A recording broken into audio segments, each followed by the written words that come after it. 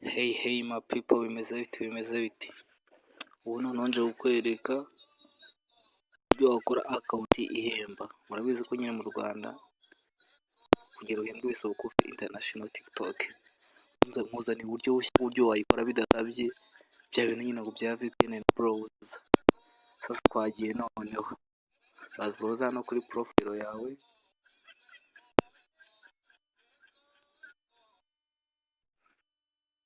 Kuri akawunti yawe uranyuze kuri tuno turongo dutatu.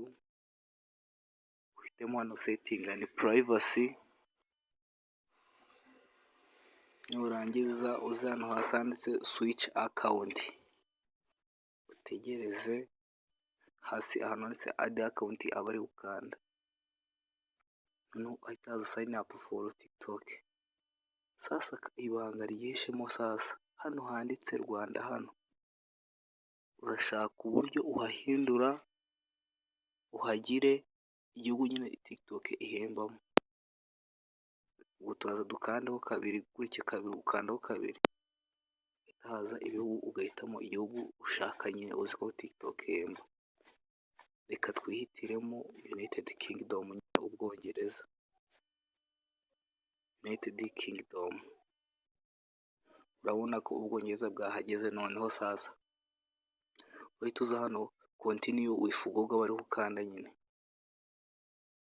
Handitse continue with Google. Tegereze. Cyasabwaga nyine yari email nshyashya itarigezwe ikoreshwa na hamwe. Undi uzuyishaka utarakoresha na hamwe. Iyo mfite nshyashya hano ni yanditse ngo like me aba ariyo nkandaho. Twihangana dutegereze gatoya bifunguke. Tegereze bifunguke. Hano urahita wuzamo no birthday nyine. Birthday wuzamo nyine iyo ushatse. Tukanda next. Tegereje gatoya. Izina hano ushaka noneho sasa. Izina reka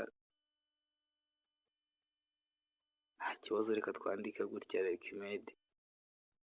Ubundi dutegereze.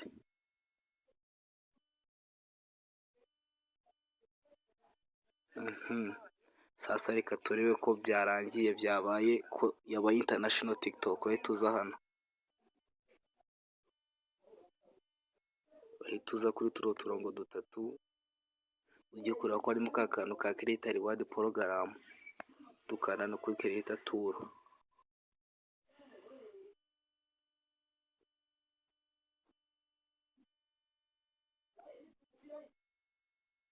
Urabona ko ka kantu ka Creator Reward Program gahari nyine gafite katumuhembwa. Work for artist nayo yatumuhembwa urayifite. Urabona nibwo buryo bworoshye bwo kugira ngo uyikore ureke bura buryo bwari bugoye.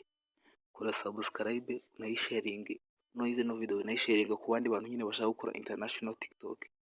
Niba bikunaniye unyandikire muri comment ngo mfasha. Turi kumwe. Ciao ciao.